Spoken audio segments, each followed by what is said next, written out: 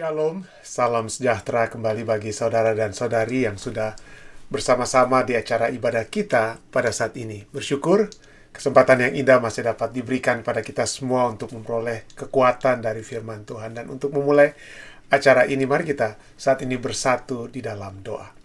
Bapa yang penuh kasih dalam takhta kerajaan surga, terima kasih Tuhan, kami kembali dapat memperoleh kesempatan yang Engkau berikan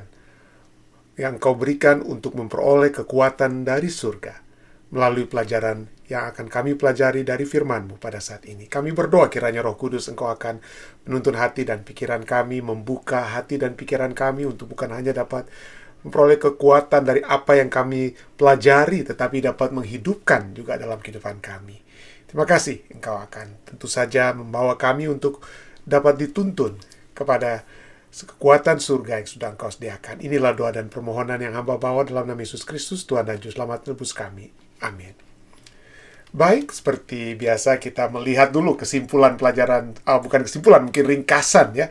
Ringkasan pelajaran yang dapat kita buat dari apa yang telah dituliskan oleh penulis pelajaran sekolah sahabat kita pada saat ini, yang sepanjang minggu ini ya membahas tentang kesatuan melalui kerendahan hati. Kesatuan melalui kerendahan hati. Ayat temanya Filipi 2:2 katakan, karena itu sempurnakanlah sukacitaku dengan ini. Sukacita apa yang dimiliki oleh Rasul Paulus dalam penjara di Roma? Apakah supaya dia akan segera dilepaskan? Bukan. Dia pikirkan orang lain. Dia katakan apa?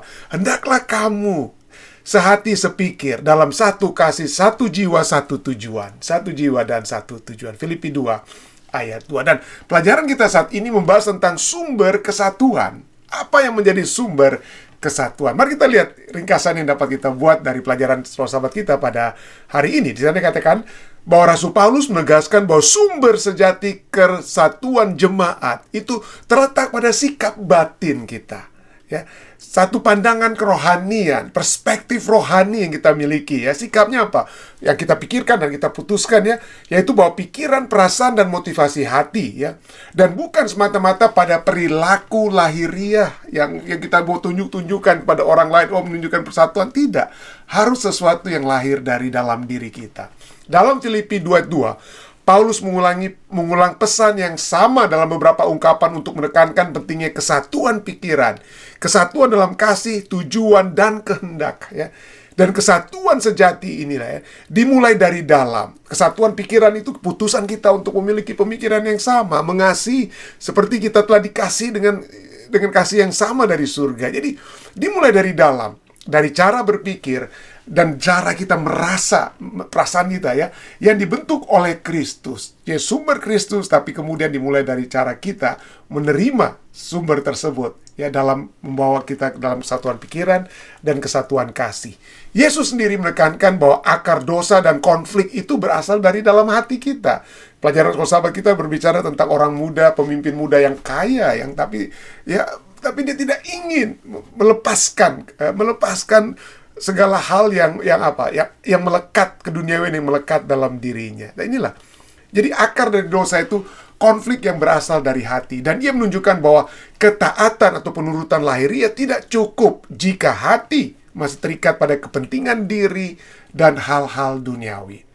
Apa yang keluar dari hati, dari pikiran, perkataan, dan sikap, itulah yang menentukan kualitas kehidupan rohani dan relasi hubungan antara orang percaya. Dalam Filipi 2 ayat 3-4, Paulus memberikan langkah-langkah praktis untuk memelihara kesatuan jemaat, yaitu kerendahan hati. Ya, menghargai orang lebih tinggi dari diri sendiri dan memperhatikan kepentingan sesama, bukan hanya kepentingan pribadi. Prinsip-prinsip ini menuntut kematian terhadap ego ya, dan keinginan untuk selalu menang sendiri. Ya, kerendahan hati membawa kita untuk melihat pihak lain dalam pikiran mereka dan gantinya melihat hanya pikiran kita sendiri dan lain sebagainya ini ya. Jadi ini menutup kematian terhadap ego diri sendiri dan keinginan untuk selalu menang bagi diri kita sendiri. Salah satu penerapan nyata adalah belajar mendengar dengan sungguh-sungguh, berusaha untuk memahami sudut pandang orang lain dan tidak cepat bereaksi. Seringkali kita mendengar untuk berpikir gimana nih saya caranya menjawab ini apa yang disampaikan. Tidak, kita mendengar untuk memahami dengan sungguh-sungguh. Banyak perpecahan sebenarnya berawal dari kesalahpahaman yang dapat dicegah melalui komunikasi yang penuh dengan empati. Dan kesatuan juga merupakan hasil karya Roh Kudus. Sumber utama itu Roh Kudus yang membawa persatuan. Roh Kudus yang memberikan kepada kita satu pemikiran, memberikan kepada kita satu kasih ya untuk saling mengasihi. Itu adalah kuasa Roh Kudus ya. Paulus menyebutnya sebagai kesatuan yang dihasilkan oleh Roh yang menciptakan damai sejahtera di antara orang percaya. Roh Kudus menenangkan konflik, menyatukan hati, dan membawa jemaat pada keharmonisan yang sejati. Namun, kesatuan ini juga berkaitan erat dengan kesatuan iman dan pengenalan akan Kristus. Jadi sumber kesatuan itu adalah Roh Kudus, dan Roh Kudus yang menuntun kita kepada Kristus ya. Jadi kesatuan juga berkaitan erat dengan kesatuan iman dan pengenalan akan Kristus, yaitu kesamaan pemahaman firman Tuhan yang berakar pada hubungan pribadi dengan Yesus. Refleksi berdasarkan pertanyaan ya. Berdasarkan pertanyaan kita Bapak yang ditanyakan di akhir pelajaran Sekolah Sahabat pada hari ini, katakan refleksinya dapat kita lihat sebagai berikut ya. Pada akhirnya, kesatuan yang sejati menuntut kematian terhadap diri sendiri, menanggalkan kesombongan, menanggalkan keakuan siapa saya, dan tuntutan pribadi, sehingga kita benar-benar mampu mengutamakan orang lain. Jika prinsip ini dihidupi oleh setiap orang percaya, hubungan dalam keluarga, hubungan dalam jemaat, dan pelayanan akan diubahkan, dan gereja akan memancarkan kesatuan yang mencerminkan karakter Kristus sendiri. Sungguh indah ya kalau itu dapat terjadi, bukan hanya di jemaat, tapi dalam rumah tangga, dalam hubungan kita satu dengan yang lain. Tapi sekali lagi kita lihat di sini, dalam pelajaran tambahan ini ya, bagaimana sumber kesatuan itu adalah dari kesatuan yang dibawakan oleh Roh Kudus.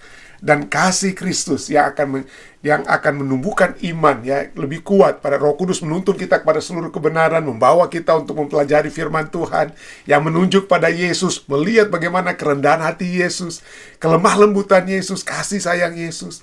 Dan itu akan menghasilkan persatuan atau kesatuan baik di dalam keluarga dan juga di jemaat. Mari kita lihat terus lebih lanjut dikit ya di bagian ini.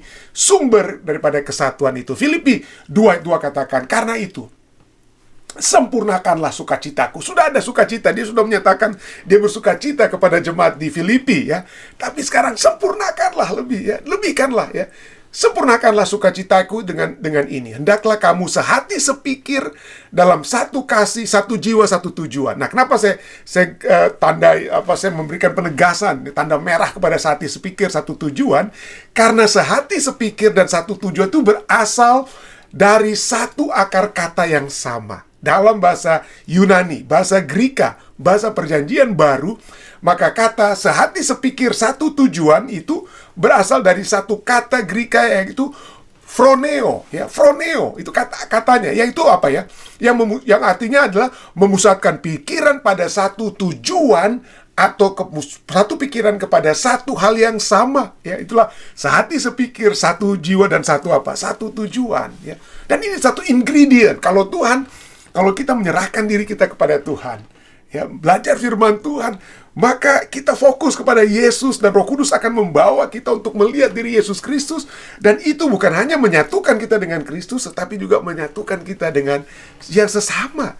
Apalagi kalau sama-sama kita mempelajari firman Tuhan, dikuatkan dalam iman yang sama ya, maka kita akan berada dalam satu pikiran, satu tujuan. Kenapa? Karena pikiran itu dan tujuan itu adalah pikiran dan tujuannya Yesus ya.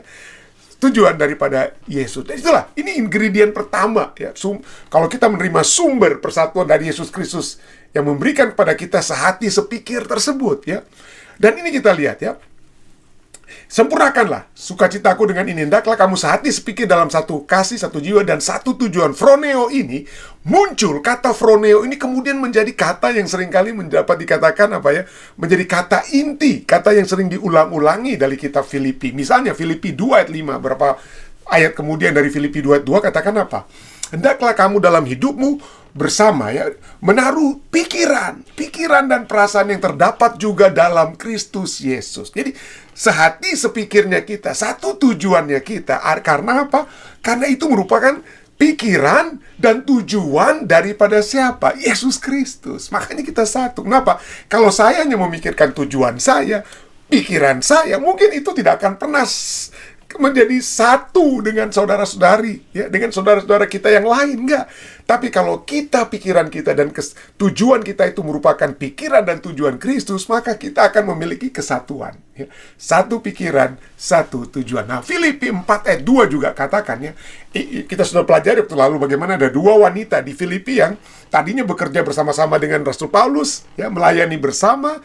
Nama mereka ditulis dalam buku kehidupan, tetapi kemudian mereka bertengkar, yaitu Eudia dan Sintike. Lalu apa yang Rasul Paulus tuliskan tentang mereka dalam Filipi 4 ayat 2? Eudia kunasehati dan Sintike kunasehati supaya sehati sepikir dalam Tuhan. Jadi masing-masing kita bisa memiliki pikiran-pikiran yang berbeda. Suami dan istri memiliki pikiran yang berbeda. Ya, antara ketua, antara pendeta dan ketua, atau anggota-anggota komite jemaat bisa memiliki pemikiran yang berbeda. Mari kita satukan. Ya, apa yang kalau kita lihat ada ambil keputusan dalam keluarga, ambil keputusan dalam gereja, apa kira-kira? Ya, bukan hanya apa yang kita sering dengar ya, what would Jesus do? Apa yang Yesus akan lakukan ya? Tetapi apa yang Yesus pikirkan tentang satu isu yang sedang menjadi apa? Satu isu di jemaat atau di gereja. Apa kira-kira pikiran, tujuan Yesus sehubungan dengan satu masalah ini? Tapi itulah ya, bukan hanya kita harus memiliki phroneo, satu pikiran untuk satu hal atau satu tujuan yang sama, phroneo bahasa Grekanya tadi, tetapi yang kedua juga manifestasi kedua daripada kesatuan yang berasal dari Roh Kudus, yang berasal dari Yesus Kristus adalah satu kasih. Satu kasih dalam kesatuan. Jadi satu pikiran dan tujuan, ya, satu jiwa dan pikiran dan tujuan, dan juga satu kasih. Ya, jadi bicara Filipi 2:2 katakan apa ya? Karena itu sempurnakanlah sukacitaku, hendaklah kamu sehati sepikir, satu kasih, satu jiwa dan satu tujuan. Tapi di sini ingredient ini, karena satu jiwa satu tujuan itu disatukan ya dalam bahasa Grekanya. Tapi jadi ada dua kata asalnya itu yang satu ini berhubungan dengan apa? Kasih. Ya, selain dengan phroneo tadi, yang pikiran dan tujuan, sekarang ini adalah dalam satu kasih. Nah, kalau kita lihat, dia sempurnakanlah ya. Hendaklah kamu berada dalam satu apa? Satu kasih. Apa ini? Berarti orang di Filipina tidak ada kasih ya. Apa mereka tidak ada kasih? Tentu saja ini adalah satu jemaat yang sering dipuji karena mereka saling mengasihi atau memiliki kasih. Tapi di sini Rasul Paulus mendesak mereka untuk memiliki kasih yang sama di antara mereka, seperti ya, jadi dengan lain sudah ada kasih, tapi bagaimana kalau kita juga sempurnakan kasih tersebut? Seperti apa standar kasih yang sempurna itu? Yaitu seperti kasih Allah kepada manusia, kasih yang rela berkorban, rela berani mati untuk apa? Sesama. Itulah kasih Allah tersebut yang sudah mereka lihat ya. Jadi Paulus mendesak mereka untuk memiliki kasih yang sama di antara mereka, seperti kasih Allah kepada mereka yang telah mereka alami. Mereka telah mengalami kasih Allah tersebut. Jadi gimana kalau kasih Allah yang menjadi standar itu lebih daripada kasih apa? Phileo adalah kasih agape. Kasih phileo artinya kasih antara sesama manusia, sama brotherly love ya, phileo. Tapi sekarang kasih agape, kasihnya Allah kepada manusia yang berani untuk mati. Yang berani untuk mati. Jadi itulah yang mereka sudah alami. Karena Yesus Kristus yang mati untuk mereka. Jadi biarlah mereka memiliki kasih yang berani mati. Ya, bukan hanya untuk kasih yang cuman kasih sedikit-sedikit sekali. Tapi kasih yang berani mati karena hati yang apa? Yang memutuskan untuk mati bagi saudara-saudari kita yang lain. Dengan kata lain ya. Dan juga tentu saja kasih seperti apa? Seperti kasih mereka sangat mengasihi Rasul Paulus karena Rasul Paulus lah yang membuka jemaat di Filipi. Jadi mereka sangat mencintai Rasul Paulus. Mereka sangat mencintai Rasul Paulus, tapi sekarang Rasul Paulus katakan, gimana cinta kalian kepada saya dan juga cinta saya kepada kalian itu juga yang menjadi standar supaya kalian saling apa? Mengasihi dengan kasih yang sama. Kenapa? Karena seringkali kita juga sama umat manusia ya. Kita dapat mengasihi orang lain daripada kita mengasihi suami atau istri kita. Itu seringkali terjadi ya. Seringkali terjadi demikian. Itu dapat terjadi. Tapi gimana sekarang dengan kata lain? Rasul Paulus katakan, seperti kalian mengasihi aku, ya, aku juga mengasihi kalian. Gimana kasih yang kalian begitu besar kepada aku itu juga terjadi di antara kalian, ya. Juga terjadi di antara kalian. Dan itulah sebabnya dia minta supaya mereka sudah memiliki kasih yang juga sudah cukup bagus. Tetapi gimana kalau disempurnakan? Gimana kalau ditambahkan? Itulah sebabnya dalam Filipi 1 ayat 9, satu fatsal sebelumnya ya, Rasul Paulus memiliki doa kepada mereka. Apa doa Rasul Paulus kepada mereka? Inilah doaku, semoga kasihmu makin melimpah. Sudah ada, bukan berarti tidak ada. Sudah ada, tapi biarlah itu semakin apa? Semakin melimpah. Jadi dengan kata lain ya, kasih itu tidak kurang dalam jemaat Filipi. Tidak kurang. Ada, sudah ada ya. Masalahnya adalah bahaya terkikisnya berkurangnya kasih itu oleh karena gesekan internal ya. Kenapa? Mungkin tadi saya sudah sebutkan, seringkali dalam keluarga suami istri, waduh, kalau masih pacaran apalagi baru kawin, aduh kasihnya melimpah ruah. Tapi mungkin setelah adanya gesekan-gesekan internal, yang dapat terjadi, kita dapat mengasihi orang lain daripada mengasihi suami atau istri kita sendiri. Dengan kata lain ya. Kenapa? Karena mungkin adanya gesekan internal ya. Gesekan-gesekan internal, terjadi perubahan dari waktu masa pacaran dengan kemudian setelah menikah. Dan inilah, jadi Rasul Paulus kata, oke, sudah, kalian sudah mulai dengan kasih. Gimana kalau semakin berlimpah ya? Dan itulah kalau mereka saling mengasihi, maka Rasul Paulus katakan apa? Kalian akan apa? Menyempurnakan sukacitaku, Rasul Paulus ya. Mereka akan menyempurnakan sukacita Paulus ketika mereka kembali kepada kasih yang penuh di antara mereka. Dan hal ini terjadi ketika mereka memperhatikan orang lain lebih dari perhatian kepada diri sendiri. Tidak heran ya, ayat berikutnya dari Filipi 2:2 yang kita sudah pelajari tadi ya. Biarlah sukacitaku semakin berlimpah kalau kalian sehati sepikir ya, penuh kasih, satu jiwa, satu tujuan.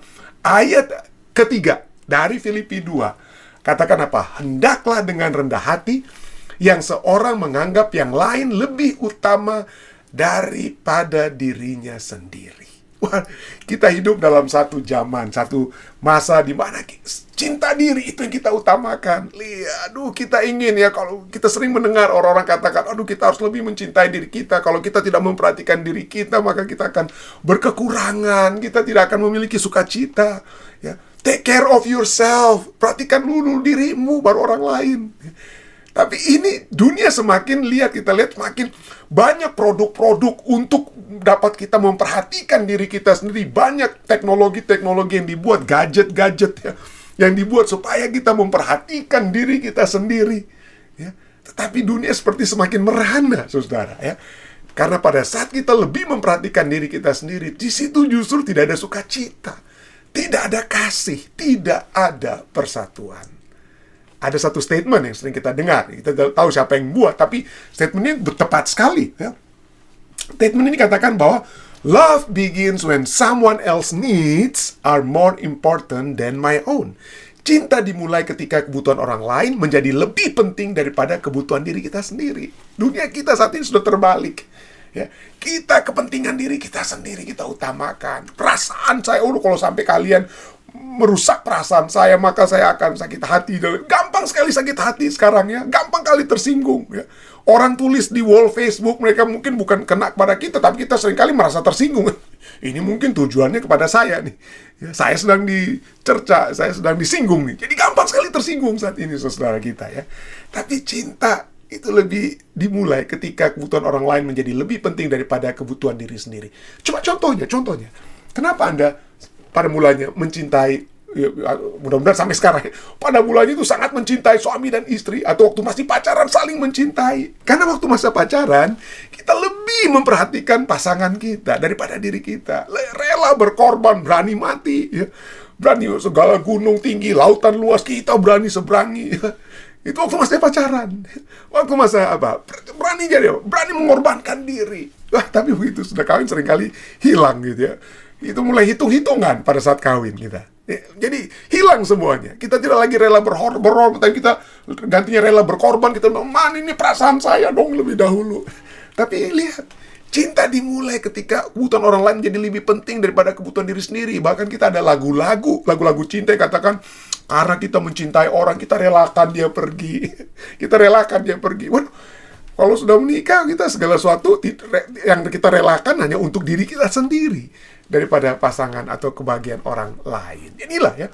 Dan ini Alkitab sudah ajarkan. Yesus sendiri berkata seperti yang ditulis dalam Kisah Para Rasul 20 ayat 35. Yesus dilaporkan situ bahwa Yesus pernah berkata apa? Adalah lebih baik, lebih berbahagia memberi daripada apa? Menerima. Seringkali kita gunakan ayat ini untuk pada saat pengumpulan persembahan perpuluhan dan itu persembahan ya atau lain. Tapi ini juga dapat diaplikasikan lebih berbahagia kalau kita apa? Memberi daripada apa? Menerima. Ya. Sedangkan hewan saja mengetahui ada apa? Ada dari naluri atau insting daripada hewan sendiri bagaimana dia dapat membantu orang lain itu dapat membawa satu hal yang baik. Contohnya kita pernah melihat waktu lalu ada satu video viral ya. Bagaimana ada orang utan ya, dia melihat ini kok satu, padahal ini sebenarnya apa ya, pegawai yang sedang membersihkan kolam tersebut dari ular, udah bukan kolam ya, kubangan air itu dari ular-ular, agar supaya orang-orang utan ini jangan sampai apa, dipatuk ya. Tapi orang utan itu begitu melihat, ini orang ini berada di air, kubangan air yang banyak ularnya, orang utan itu langsung apa ya, secara instingnya aja dia langsung apa, mencoba untuk membantu ya, membantu untuk supaya orang itu keluar dari tempat yang berbahaya. Walaupun mungkin bahayanya juga dapat kena kepada orang utan itu sendiri. Tapi poinnya adalah, hewan saja tahu bahwa membantu orang lain itu ada satu hal yang baik. Satu hal yang baik ya. Tapi kita seringkali kita bilang, aduh kalau saya bantu-bantu orang lain, saya nggak bisa berbahagia. Saya tidak bisa apa? Saya tidak bisa bersuka cita. Saya lebih baik menyukacitakan diri saya kalau saya memperhatikan diri saya duluan, memperhatikan kebutuhan-kebutuhan saya lebih dahulu daripada kebutuhan atau kepentingan orang lain. Tapi kalau kita lihat Rasul Paulus dan Yesus Kristus, sudahlah Yesus Kristus yang memberikan nyawanya untuk kita semua. Rasul Paulus ya, dia katakan apa? Yang utama sukacitanya dia itu bukan supaya dia keluar dari penjara, supaya dia dilepaskan dari penjara di Roma atau waktu di Filipi, bukan. Tapi supaya apa? Ada persatuan, ada kebaikan dari orang lain, ya. Ada kebaikan yang terjadi, ada sukacita walaupun dia sepertinya dalam keadaan menderita. Tapi dikatakan dalam Filipi 2 maupun Filipi 4 ayat 4 dikatakan bersukacitalah senantiasa dalam Tuhan. Sekali lagi kukatakan apa? Bersukacita. Ada sukacita. Bukan pada saat kepentingan saya dipenuhi, saya keluar dari penjara, saya keluar dari kesusahan, tetapi kalau ada kebahagiaan kepada orang lain. Seperti waktu pacaran itu kan. Kalau pasangan kita itu bahagia, kita juga bahagia. Demikian Rasul Paulus. Itulah sebabnya fokus Rasul Paulus itu kepada orang lain. Dan kebahagiaannya itu bukan kalau apa yang terjadi kepada dirinya, tapi kalau orang lain itu dapat menerima sesuatu. Ya, dapat menerima sesuatu yang dapat dia berikan. Itulah sebabnya cukup menarik, kita sudah pernah singgung ini ya, Rasul Paulus dari kitab Filipi 1 ayat 1 sampai kitab Filipi 1 ayat 17 sampai 18 bicara tentang ada orang-orang yang menginjil tapi dengan motivasi yang salah ya. Motivasi mereka salah karena mau bersaing, ada yang mau bersaing juga menginjilan dengan Rasul Paulus. Motivasi salah ya. Tapi apa yang Rasul Paulus tuliskan? Dikatakan apa? Filipi 1 17 18, tetapi yang lain karena kepentingan sendiri dan dengan maksud yang tidak ikhlas, sangka mereka dengan demikian mereka memperberat bebanku dalam penjara. Tetapi tidak mengapa. Sebab bagaimanapun juga Kristus diberitakan baik dengan maksud palsu maupun dengan jujur. Tentang hal itu aku bersukacita dan aku tetap bersukacita. Artinya, walaupun mungkin dia sedang dijelek-jelekan atau ada orang yang mau coba bersaing dengan dia, nggak bersuli, dia nggak peduli. Dia mungkin difitnah, ya, dia mungkin dikecilkan dan lain sebagainya. Dia tidak. Yang penting, yang utama adalah Injil tersebut apa? Injil tersebut dapat dibawakan. Ada orang-orang yang menerima keselamatan, ada orang-orang yang menerima kasih surga, dan dia bersukacita untuk hal tersebut. Ya, karena bagi dia itu bukan tentang dirinya, tapi apa yang dia dapat lakukan atau apa yang dapat diperoleh oleh orang lain. Albert Schweitzer adalah seorang teolog, tapi juga dia kemudian dia dapat yang kemudian juga memperoleh hadiah Nobel perdamaian dunia ya di Albert Schweitzer ini ya. Tapi kemudian dia menjadi apa? Dari segala dapat menjadi orang yang hebat, dokter dia di Jerman dan lain sebagainya, tapi gantinya dia mencari sesuatu untuk sukacita bagi dirinya sendiri atau kesenangan bagi dirinya. Dia menjadi misionaris di Afrika. Dia menjadi misionaris di Afrika dan agak menderita kehidupannya dengan sana. Tapi itu tidak masalah bagi dia. Dia tetap dapat memperoleh sukacita. Dan apa yang dia katakan, salah satu statement yang dibuat oleh Albert Schweitzer adalah, saya tidak tahu apa jadinya dengan Anda. Tetapi satu hal yang saya tahu, satu-satunya di antara kalian yang akan benar-benar bahagia adalah mereka yang telah mencari dan menemukan cara untuk melayani. Cara untuk melayani.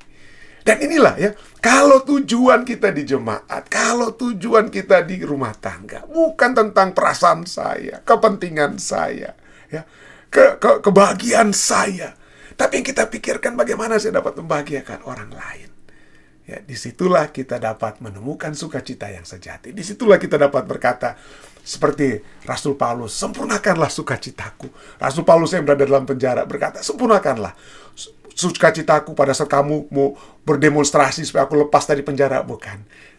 Kepada saat kalian sehati dan sepikir, dalam satu kasih, satu jiwa, dan satu tujuan. Dan disitulah dia bersukacita karena apa yang dapat diperoleh, persatuan yang dapat diperoleh di antara umat Tuhan. Dan demikian juga dengan kita semua. Kalau kita mendapatkan sumber sukacita yang sejati dari Roh Kudus dan Yesus Kristus yang membawa kita untuk menjadi sehati sepikir, membawa kita memiliki kasih yang sama dengan satu jiwa dan satu tujuan, maka disitulah kita juga dapat memperoleh sukacita yang sejati. Kiranya sukacita yang sejati itu ya dapat menjadi bagian kita di jemaat, di rumah tangga, ataupun di mana saja. Saya bawa ini dalam nama Yesus. Amin. Baik saudara sekalian, mari kita menutup acara ibadah kita dengan doa. Kita bersatu dalam doa. Bapa yang mengasihi dalam tahta kediaman surga, terima kasih Tuhan. Kembali pada saat ini kami dapat mengakhiri acara ibadah dan dapat memperoleh kekuatan dari firman-Mu. Biarlah Tuhan, kami dapat mengintrospeksi diri kami masing-masing, melihat keberadaan kami masing-masing. Untuk dapat merendahkan diri kami, karena kami melihat bahwa sesungguhnya sukacita yang sejati dapat diperoleh pada saat kami memiliki persatuan di dalam rumah tangga, di dalam gereja. Dan itu hanya dapat terjadi pada saat kami memiliki pemikiran Kristus, tujuan Kristus, dan kasih Kristus dalam kehidupan kami. Menguatkan iman kami kepadamu Tuhan, ya, dengan mengutamakan yang lain daripada diri kami juga sendiri. Terima kasih Tuhan untuk kabaran ini. Berikanlah kekuatan pada kami untuk dapat mempraktekkan firman ini dalam kehidupan kami sehari-hari.